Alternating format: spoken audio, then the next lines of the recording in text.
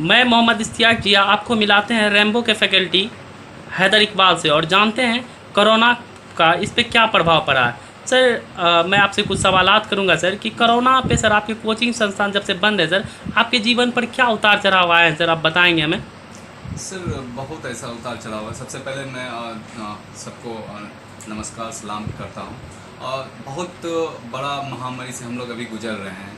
तो ये पूरे दुनिया में है, ऐसा नहीं है कि सिर्फ बिहार या हिंदुस्तान में ही है। लेकिन इस पे एजुकेशन सेक्टर पे खास करके जहाँ हमारा डिपार्टमेंट हमारा विभाग है उसमें बहुत ही सख्ती गवर्नमेंट दिखा रही है, जिस हिसाब से और अदर सिस्टम या अदर डिपार्टमेंट में नहीं है फ़िलहाल। तो उस हिसाब से अगर आप हर एक चीज़ को खोल रहे हो, मार्केट को खोल रहे हो, तो कम से कम फ़िलहाल कोचिंग इंस्टीट्यूट को भी खोल देना चाहिए। लेकिन जैसे मार्केट खुला हुआ है, कोचिंग में भी आप डिस्टेंसिंग सोशल डिस्टेंसिंग का पालन करके स्टूडेंट को हम लोग पढ़ा सकते हैं।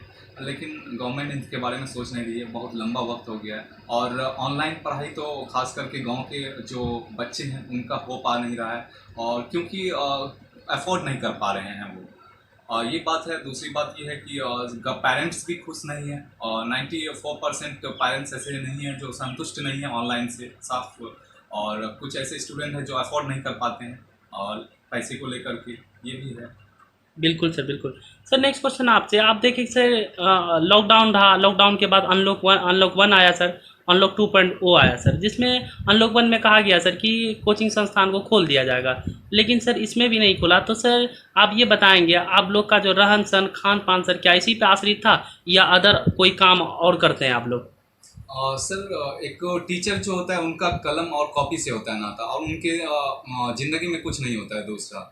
वो दूसरा डिपार्टमेंट चूज़ ही नहीं कर पाता। सिस्टम एक ही उसका होता है जो एजुकेशन होता है। लेकिन अगर इस दौर से वो गुजर रहा है तो ये तो बहुत ही बुरा है स्थिति। गवर्नमेंट को इसके बारे में सोचना चाहिए। आज एजुकेशन सिस्टम के टीचर सब जितने भी टीचर हैं एजुकेशन विभाग में, सबका वो हालत हो गया है। मजदूरी करने पे इंसान आ चुके हैं। वो आज खेतों में जाकर के मजदूरी कर रहे हैं, कुदाल चला रहे हैं, ट्रैक्टर चला रहे हैं। जिसको 2-4 बीघा है वो तो कर रहे हैं, जिसको नहीं है वो क्या करेंगे। सबसे बड़ा मुद्दा ये है। और दूसरी बात ये है कि खाने को कुछ नहीं है। कुछ ऐसे टीचर्स हैं जो कि यहाँ पे पढ़ते हैं और पढ़ाते हैं, उनका आज रहना भी यहाँ पे मुहाल हो चुका है। इसको इसके बारे में गवर्नमेंट को सोचना चाहिए कुछ। बिल्कुल सर। जैसा कि आप जान रहे हैं सर कि अगर इसी तरह का हालात हालात रहा सर, कोरोना जिस तरह से बढ़ रहा है सर, तो गवर्नमेंट को क्या चाहिए सर, जिस तरह से अदर सेक्टर जैसे मॉल, शैक्षणिक संस्थान बंद है सर, मॉल को खोल दिया गया सर, धार्मिक संस्थान को खोल दिया गया और शराब की दुकानें खुल गई सर, उसके बाद आपका धार्मिक संस्थान जितने थे सर वो खुल गए। तो क्या लगता है आपको कि सरकार ये सोचती है कि सिर्फ कोचिंग और स्कूल में और शैक्षणिक संस्थान में कोरोना वायरस है। सर तो ये कुछ संदेश आप सरकार को देना जी चाहेंगे जी सर। जी सर, ये जो है गवर्नमेंट, सबसे पहले तो सेंट्रल की गवर्नमेंट की जो बात करें तो ये तो एजुकेशन के साथ ही पहले से ही बैकवर्ड किए हुए हैं एजुकेशन को। ये कोई भी जो एजुकेशन सिस्टम पे आता है उनका तो बजट ही खा जाते हैं। और दूसरी बात हुई क्या, अभी तो ये मौका मिल गया इनको एक और कोरोना कह करके।